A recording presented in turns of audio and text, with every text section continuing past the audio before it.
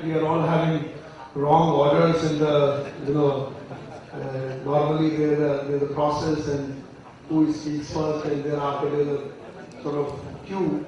We are all violating the queue in some sense. The Chief Minister asked that I should also immediately come over, so that's why I took this advantage of speaking prior to where my turn was.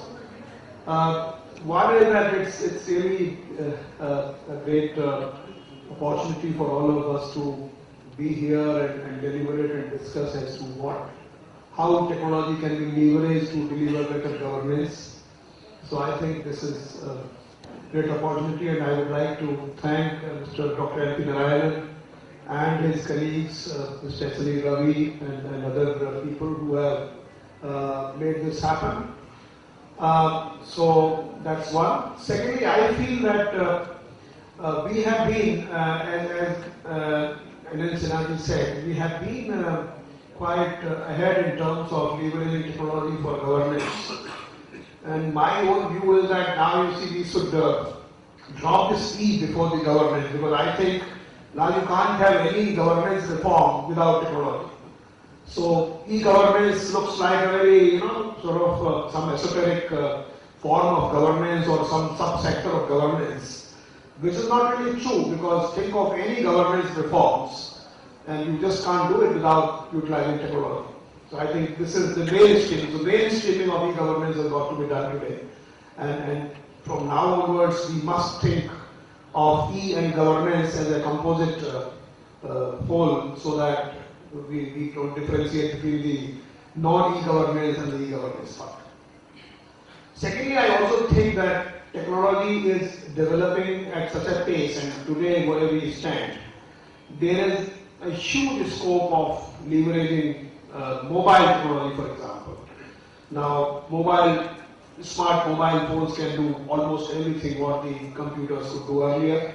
In fact, they can do much more. They are very handy devices, don't require connected power, they just operate on normal GPRS connectivity, and hence all those e-governance platforms which we have developed thus far have to factor in and have to sort of build for the mobile technology.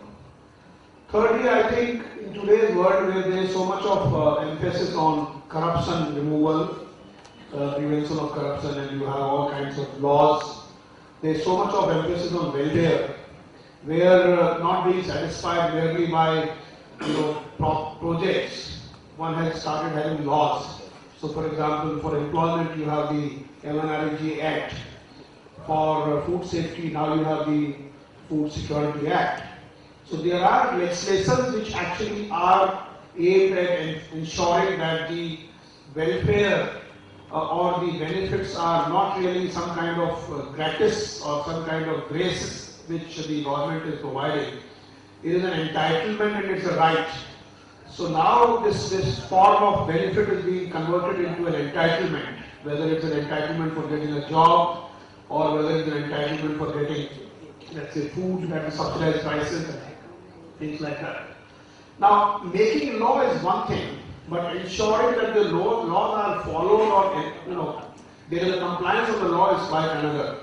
And I think without technology, you cannot ensure that the laws are enforced properly, and therefore technology is a great enabler even from the perspective of enforcement of these laws. And so whether it is a Food Security Act, now how do you ensure that the person gets the ration he has been entitled for? And there should be some method, some transparent and non-repudiable method which actually proves that the person got the ration which he was entitled for. So if otherwise it becomes the PDS shop dealer says everybody who is a ration card holder has got the ration.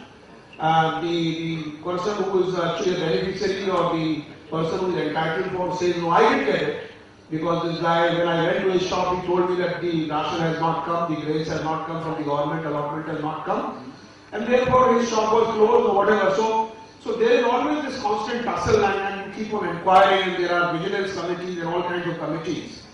If there could be a way in which both these things are proved, whether who is telling a lie, whether this person who is the ration holder or whether the person who is for ration, whether the shopkeeper or the ration card holder, who is telling the lie?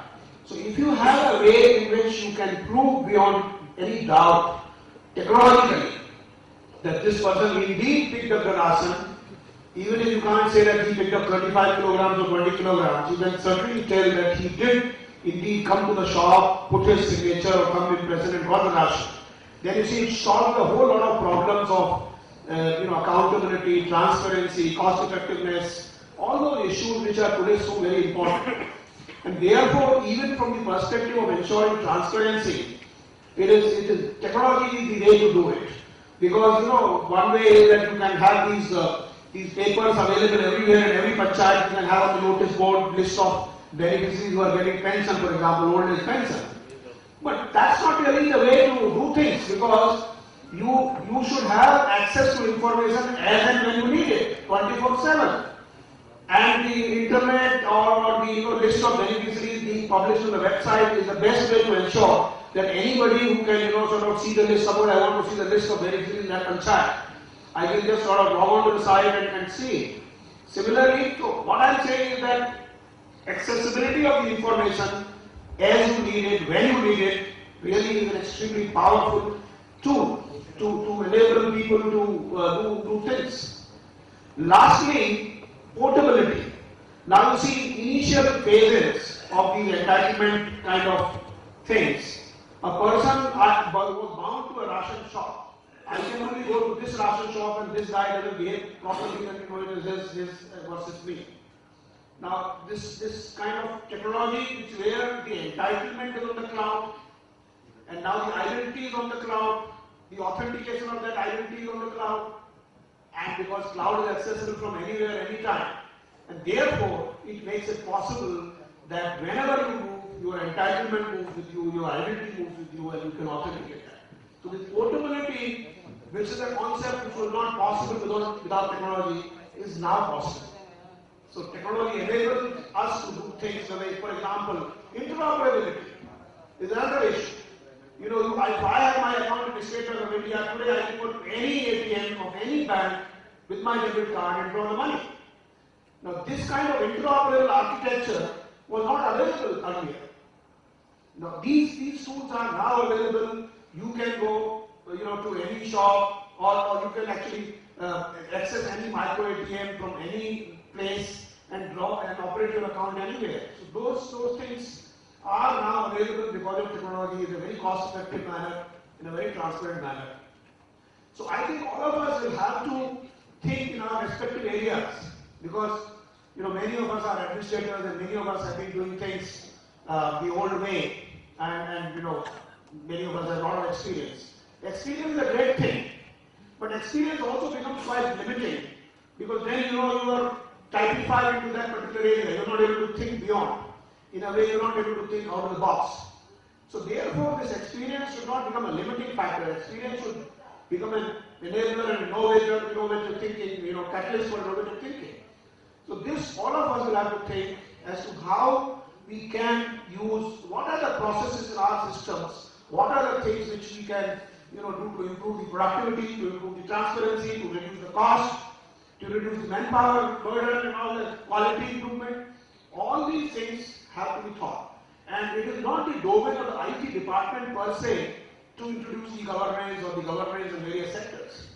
All of us are responsible, because ultimately this IT department is only a thought provider in some sense, maybe a service provider in some sense, maybe somebody who knows a little bit better technology than all of you. But ultimately, how that technology is agnostic to its use. Technology has no sort of religion in that sense of the term. It's a very secular kind of thing. But you have to figure out as to how technology can be leveraged better. So all of us here today should think as to what my processes are. I have been doing these processes in a certain way. Do I need to continue to do the processes the same way, or there is a better way? Because unfortunately, our whole processes are built on suspicion. Our processes are built on certain rigorous processes, rigorous methods of doing things, and those have become hard-coded in our thinking. With the result that we always we can't think beyond these things. You should always challenge each and every process of yours what is the value add of that process? What is the value I am adding? If I am adding, everybody's leave is coming to me and I am just, signing on it, am I really contributing anything? Or some file is just coming for my signature, am I doing anything, worthwhile? So I think you should always think why a process is needed today. Can that thing not be done in something very different, very, way? For example, just a recent example, we have introduced the biometric attendance system. Now the biometric attendance system actually makes the entire attendant register useless. There is no need for it. You have an attendant register on the cloud. And it's an attendance register where you can see for eternity, maybe 20 years hence you can see whether Mr. R.S. Sharma had attended the office on this particular day or not. This is the power. So the data is being captured, it is being generated, and it generates all kinds of reports. So therefore, there is no need for an attendance register today. So these things have to be thought whether certain things are needed in today's environment. Why were they being done earlier? Why can't they be dispensed with? Every process has to be justified on the basis of its value addition, on the basis of its utility. Unfortunately, we keep on accepting these things as given. This is the way we are doing things. This is the way they have been being done in the past, and therefore this is the right way. That is not really the approach. So all of us will have to, sort of think through these things, and we should proceed with that. And I'm sure all of us can contribute. But ultimately, what is the whole purpose of this government? The whole purpose of the government is they're twofold. One is to a regulatory form of government, driving licenses, this, that, those regulatory issues. Another is the developmental issue, delivery, system delivery. Now, delivery, unless all of us, for example, we announced, this government has also announced a lot of measures. So, for example, we have left the conditions of the old age pension. Suddenly from 8,000, 5,500, you said 10,000 for 10,500 for a rural area person. A rural area person who has got 10,500 income up to, he will be given a pension, old age pension, or he's 60 years and etc. Similarly, in urban area, 12,500. Now, after the relaxation of the condition, what has happened? There is a huge queue before the circle officer to get the income certificates. Because now I become eligible. I was not eligible earlier, now I am eligible. So they want to have an income certificate. Now, income certificate, the CEO office is designed to give income certificate, let's say 10 people. Now, there are 1,000 guys sitting in front of CEO's office, he can't give the income certificates. So, are there better ways to do this thing? And now, this time, the Chief Minister was saying 2-3 days before, he called me and he said, Sharma, this is a very funny problem because we did this thing to benefit people. Now people are being harassed by our machinery. Can we come up with a better method?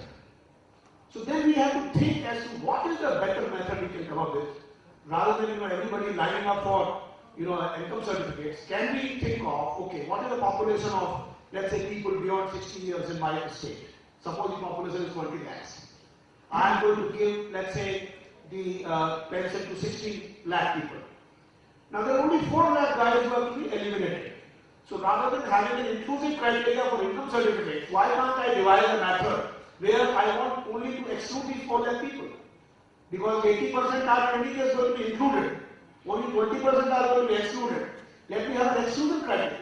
And can I have an exclusion criteria which is not based on somebody's recommendation or somebody's subjective kind of decision? Can I have an exclusion criteria which is based on again IT? For example, Aadhaar enrollment is 92%. Nice. Now 92% people I know their age. If I ask them, you will get old age pension, how old are you? Even a 40-year guy will say I am 65. This is the way things are. And if I say I want to have an insurance done, if 65 years I will say I am 40 years. Now you have a basic objective determinant, that is Aadhaar, which gives you age. So you say, all right, anybody who's got Aadhaar 65 plus is good enough. Secondly, you have done a socio-economic caste census. Now, socio-economic caste census gives you a digitized data of income levels of each family. Now, you can say anybody who's got more than 10,500 will be excluded. Period. So he gives an application, you check both these things, what is his age, what is his income, and you're good to go. So that should be the way in which we should devise our processes to deliver these benefits. Because unless you strengthen this delivery system, the pipeline, howsoever water will flow through this pipeline will all leak out. So therefore, the major task for us for welfare service delivery is to strengthen these delivery systems. And I'm sure today's deliberation will take care of all these issues. And the basic objective of our week here is essentially to deliver better services to our people, to govern better and to provide better governance. Thank you very much.